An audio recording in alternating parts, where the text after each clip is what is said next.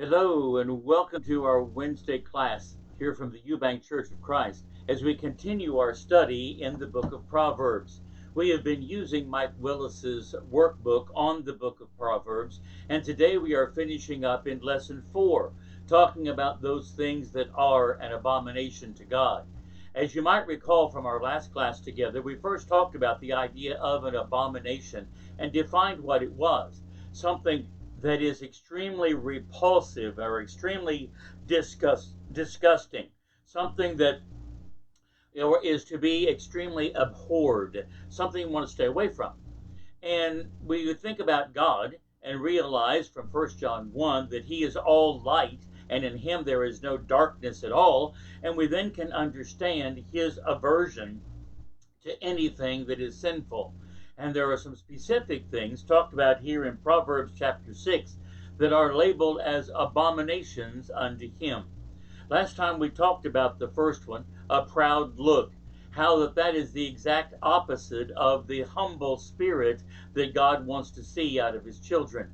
We talked about arrogance and pride, used the example of the Pharisee and the publican to demonstrate somebody who saw themselves better as somebody else. And we made a distinction between the idea of a certain self-satisfaction in a job well done, as opposed to crossing that line into the prideful, arrogant domain of thinking that we are the best that ever was, and that we are so much to be admired because of our own personal greatness. That's a line that God does not want us to cross. Pride is looked at as something that goes before our destruction, and something that should be minimized and avoided. But also here in Proverbs chapter 6, as we continue, let's look at the text and review the things said. These 6 things doth the Lord hate, yea, 7 are an abomination unto him: a proud look, a lying tongue, and hands that shed innocent blood, a heart that deviseth wicked imaginations, and feet that be swift in running to mischief, a false witness that speaketh lies, and he that soweth discord among brethren. Having looked at the proud look, we also took some time to talk about the dangers of that lying tongue. The individual who plays loosely with the truth and says things that are not true. We differentiated between the difference of an idea of an individual making an accidental misstatement of fact as opposed to the premeditated lie that is meant to deceive. The liar has several motivations that could come into play. We noticed in our discussion last week that sometimes an individual will be a liar because he wants to be able to cover his own tracks, cover his sin, avoid any responsibility, to shift the blame to somebody else. There are some people who will lie because they hope that gives them an advantage, that they will be over somebody else. Maybe they can deceive them into a sale for an inferior product if they tell convincing lies. We also talked about individuals who will lie for their own self-protection. They don't want any consequences. They don't want to get into trouble. And so they will lie to avoid any responsibility for the wrongdoing that has been done. And sometimes people will look at lying and they will see it through some degree of innocent eyes. Well, it's just a little white lie. I was just trying to spare somebody else's feelings. Truth is truth and lying is lying. But as we also noticed in our last lesson, there are ways that we can tell the truth and avoid lying even if we are just in a difficult situation but have to choose our words carefully. Let's say, for example, that the boss says that you've got to lie and tell somebody I'm not in when really I am. Well, if that's what the boss is wanting, you may have to remind him that I don't lie, but I can say you're not available. That gets the same point across. An individual may be terminally ill and they're wanting you to say, am I going to die? And give them some answer. We're not God. We don't know. And we need to acknowledge that. And not just say, oh, you're going to be fine. I know it's all going to be great. Just say, God will take care of things appropriately. In him is our strength. And God can do all kinds of things. And so we'll just have to pray for God's will to be done. There's different ways to handle even those delicate situations, because we as Christians learn that a lying tongue is something that God abhors. just to illustrate how badly God hates lying. We see the consequences for it recorded for us over in Revelation chapter 21 and going down to verse 8, where John writes, "But the fearful and unbelieving, and all abominable, and murderers, and whoremongers, and sorcerers, and idolaters, and all liars, shall have their part in the lake which burneth with fire and brimstone, which is the second death." So it's important that we learn to speak the truth and to avoid having a lying tongue. But continuing in verse 17, Solomon says God also looks at it as an abomination if we have hands that shed innocent blood. In looking at question 12 in lesson 4 in our workbook series, he says, give some examples of shedding innocent blood. Well, one of those would be those scenes that we see on the news quite frequently, where some terroristic group is willing to blow up a shopping mall or a restaurant and kill all kinds of innocent bystanders because they have some agenda that they're trying to enforce. Those people did nothing wrong. They did nothing that violated the laws of God. They were simply destroyed because of somebody else's poor attitudes. We could also think about what happens in the abortion clinics of this country. Those innocent babies did not ask to be conceived, but to have a doctor to savagely take their lives and murder those unborn children is to shed that innocent blood. The other extreme to that is looking at the aged and saying because folks have gotten up in years and they are no longer as productive as they once were in our society, then we need to let them die with dignity and help terminate their lives. They just don't need medical care. In all of those cases, folks did nothing wrong. There were just others who decided for them that it was time for them to die. They were innocent. And so God hates the hands that shed innocent blood. We find in question 13, the author asks, what is the divinely revealed punishment for murder? You know, whenever we think about what Jesus said to the rich young ruler in Matthew 19, he was talking about reciting some of the Ten Commandment law, and he said, thou shalt do no murder. Well, in Genesis chapter 9 and verse 6, God says, whoso sheddeth man's blood, by man shall his blood be shed, for in the image of God made he man. So we see God here giving a sanction to what we might call capital punishment. Individuals who would shed innocent blood, who would take another person's life, those individuals are worthy of death themselves. So here we see that punishment being meted out by God, decreed by God, to somebody who would take another's life. We find in question 14, the author asks, what is a heart that devises wicked imaginations? That's the next point made in verse 18 here in Proverbs chapter 6. We are talking here about a premeditated evil. Individuals thought it out. They planned it, and they want you to come and to participate in that. Solomon gave a warning about that back in Proverbs chapter 1, beginning in verse 10. He said, my son, if sinners entice thee, consent thou not. If they say, come with us, and let us lie in wait for blood. Let us lurk privily for the innocent without cause. Let us swallow them up alive as the grave, and whole as those that go down into the pit. We shall find all precious substance. We shall fill our houses with spoil. Cast in thy lot among us, and let us have one purse. My son, walk not thou in the way with them, and refrain thy foot from their path. There are some folks who will simply plan out the action, plan the robbery, even if it may mean murder in the process. It is a premeditated evil. That's the heart that devises wicked imaginations. Jesus taught us over in Matthew chapter 15 that evil actions begin in the heart. It's something that we ponder, something that we think about, and gradually the lust to fulfill that desire grows. In Matthew 15, beginning in verse 18, Jesus said, but those things which proceed out of the mouth come forth from the heart, and they defile the man.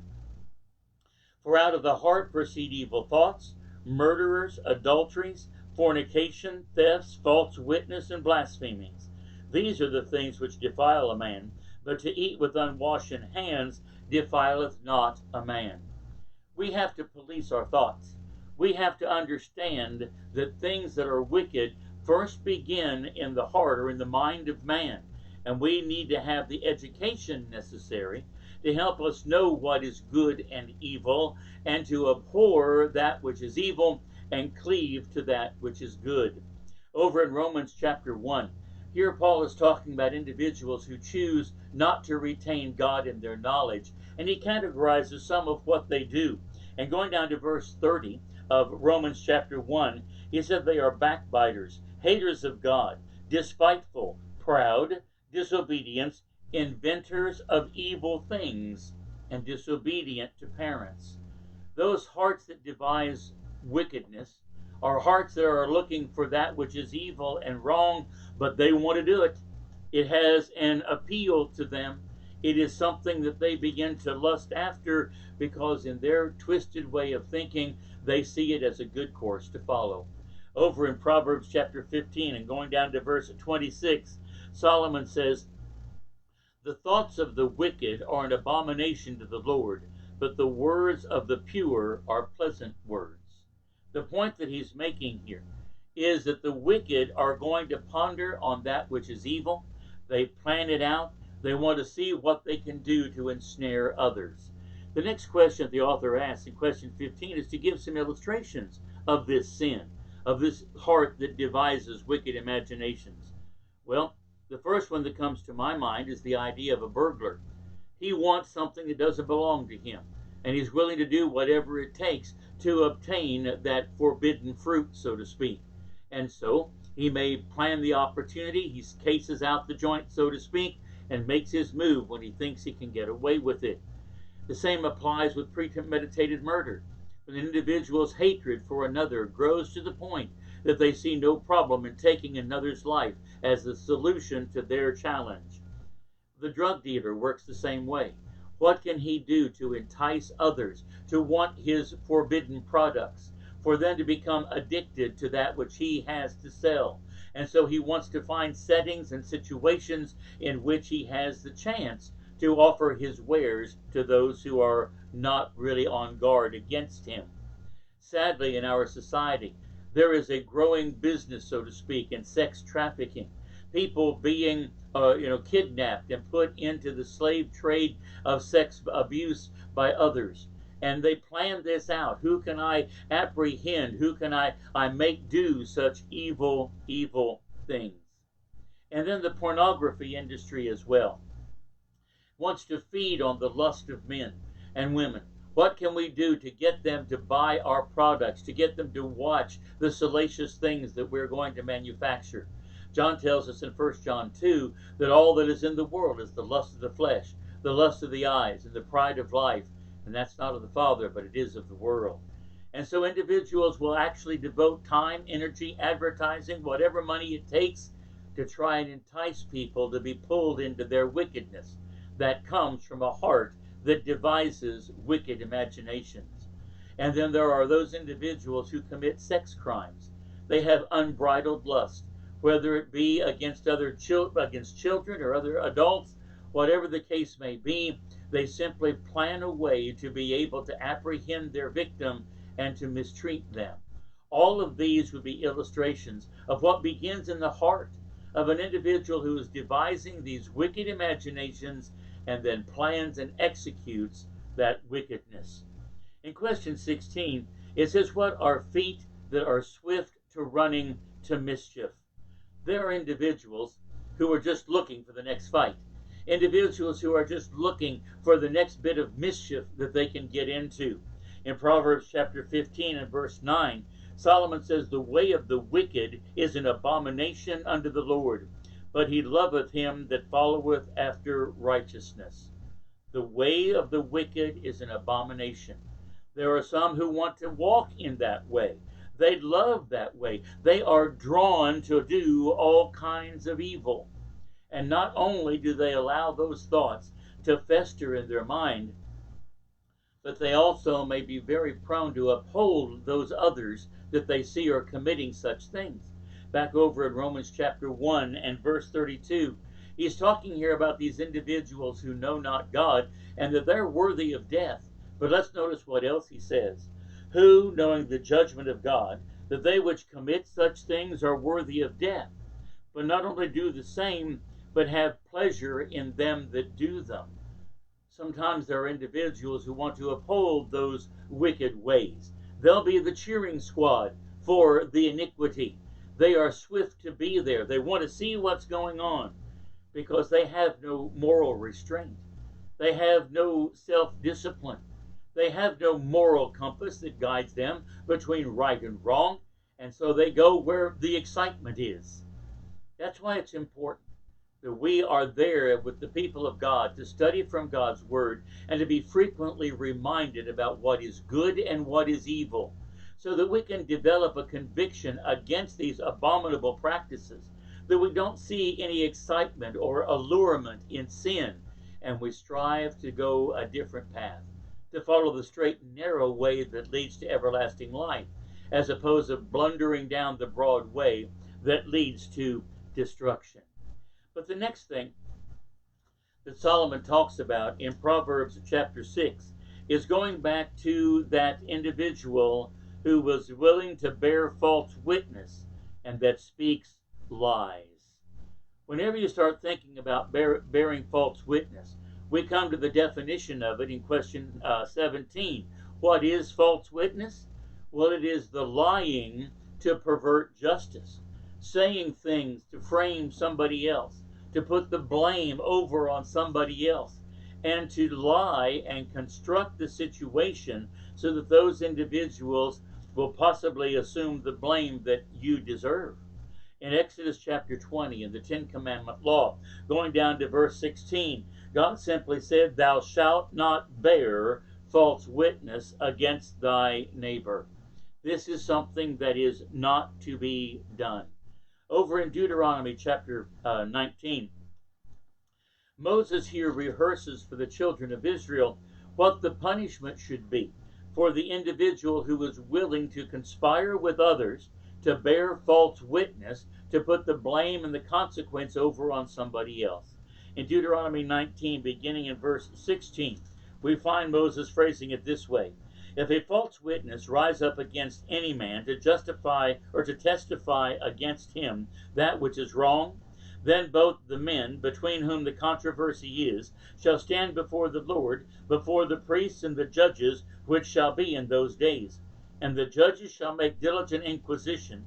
And behold, if the witness be a false witness, and hath testified falsely against his brother, then shall ye do unto him as he had thought to have done unto his brother. So shalt thou put the evil away from among you." So the tables are to be reversed, and the punishment he was trying to frame somebody else for is the consequence that should come down to him. We are to do unto those false witnesses as they plan to do to another. So being a false witness is a horrible position to be in, because it makes us speak those things that are not true, and it exposes the evil motives in our heart as we try to transfer blame to the innocent. But then also, in Proverbs chapter 6, after talking about God hating the false witness that speaketh lies, here in verse 19, he goes on to say, "He that sows discord among his brethren." But what is that? What's it mean to sow discord among brethren? Well, there are some folks who just enjoy causing trouble. They will carry stories, whatever they need to carry, to get people at odds with each other. Over in Proverbs 26, verses 20 and 21, we find this condemnation about that. It says, "Where no wood is, there the fire goeth out. So where there is no talebearer, the strife ceaseth." The talebearer is just going to keep something stirred up. He's looking to cause trouble. As coals are to burning coals and wood to fire, so is a contentious man to kindle strife. That's what they're after. In sowing discord, they're trying to set people at odds against each other. And sometimes this is not done out in the open. It's done in whisperings and rumorings and trying to get the word around, but not be held accountable for what you say. Over in Proverbs 16, going down to verse 28, it says, "A froward man soweth strife, and a whisperer separateth chiefest friends." That whispering in the ear, that planting the seed of thought, trying to sow division, are all the things that the whisperers do. Over in the 17th chapter of Proverbs, and going down to verse 9, "He that covereth a transgression seeketh love." There are some folks who try to look for the good. They look to patch things up. They want to see transgressions forgiven and put in the past. But he that repeateth a matter separateth very friends. There are some folks who want to bring those skeletons out of the closet all the time. They are looking to try and hang over somebody's head every mistake that they've ever made. They want to sow discord. They want people to be looked down upon. They want to look great, but everybody else to be looked at with suspicion. There are all kinds of manifestations of this. As the author mentions here in question 20, there are some that would even try to circulate a petition among the congregation. And is this an illustration of the idea of sowing discord among brethren? Well, I believe usually it is. Because you're trying to build a party of followers who agree with you and are going to demand that other people acquiesce to your demands. Over in Galatians chapter 5 and verse 20, one of the works of the flesh is sedition. And that's exactly what that is. Planting the seeds of division. The English Standard Version calls it dissensions. That's the end result in circulating a petition like that amongst brethren. So we understand here God hates that. He wants unity. He does not want us to be at each other's throats, so to speak. In the ending of this lesson, the author points out a few other things that are abominations unto God. Things that are not just contained in the opening verse that we were looking at there from Proverbs chapter 6. In Proverbs chapter 11, and going down to verse 1, he cites something else. "A false balance is an abomination to the Lord, but a just weight is his delight." There are some people that are just dishonest, and they steal by deception.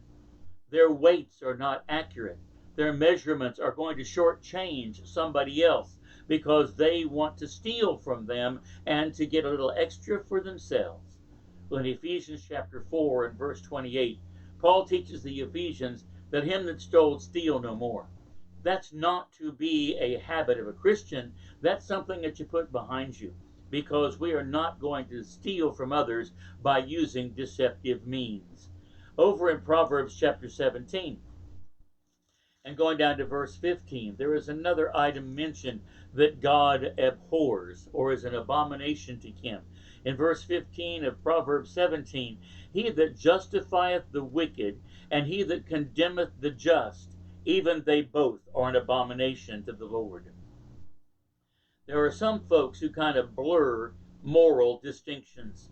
They don't want to stand up for that which is good and right, but rather instead they'll try to take something that's sinful and wrong and make it seem innocent and all okay. It's just not a big problem. But then on the other hand, something that the Bible clearly condemns as being sinful, that they will try to justify and say, well, it's not all that bad.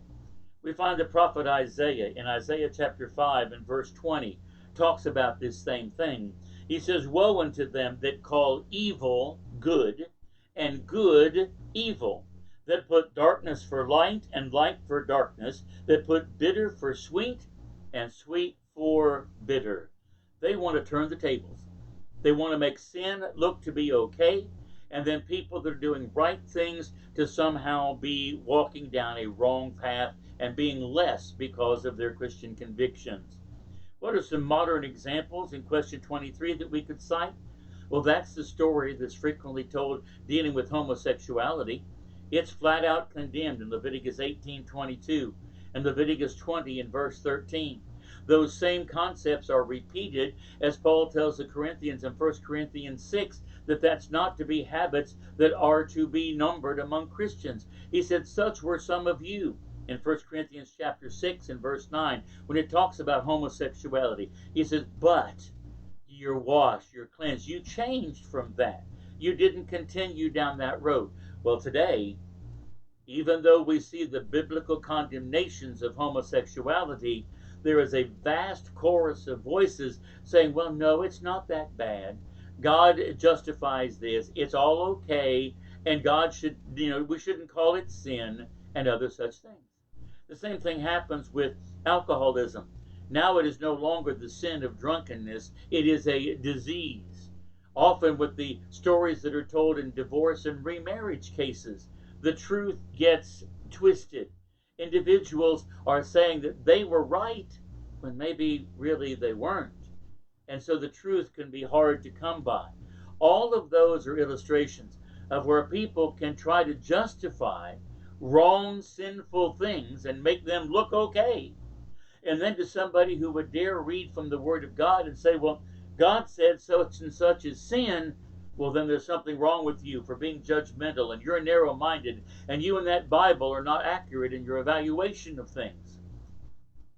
All we can do is read what God has said. We find that God also abhors the worship of the wicked.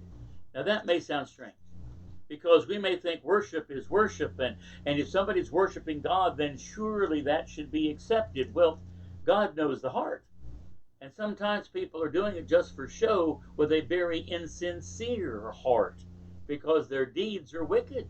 Jesus talked about folks like that over in Matthew chapter 15. These people draw nigh unto me with their mouth and honoreth me with their lips, but he said their heart is far from me.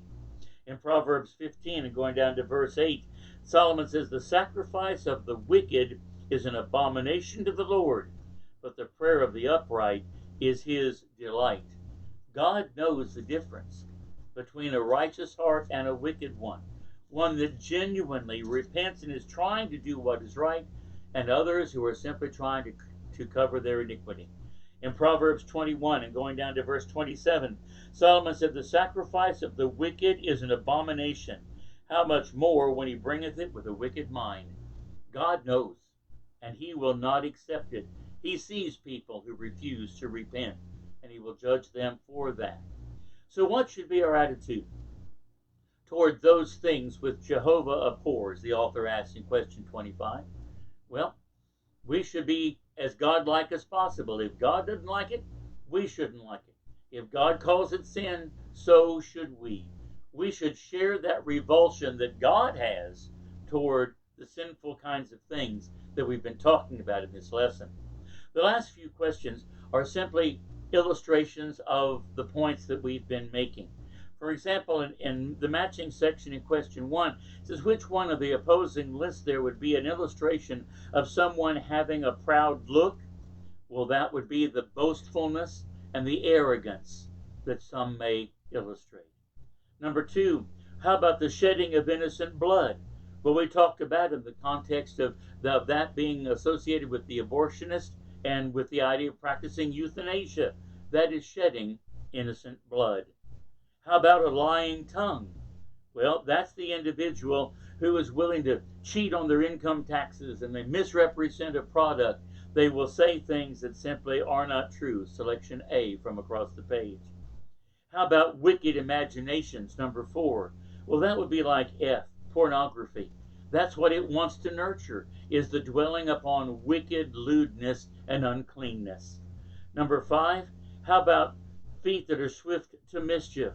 Well, that would be where you put yourself in a situation where mischief and wickedness are going to abound, as in selection B, drinking parties, drugs, dancing, and shoplifting. You put yourself with the wrong company and in the wrong situation, and you'll wind up in that mischief.